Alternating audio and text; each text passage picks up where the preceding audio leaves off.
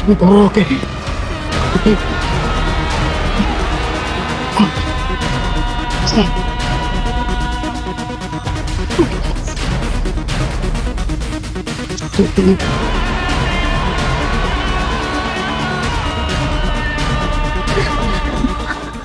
যাক বাবা, বাঁচে গেল।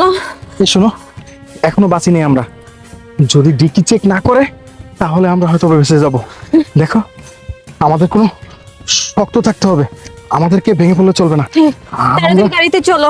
হ্যাঁ হ্যাঁ, চলো চলো চলো।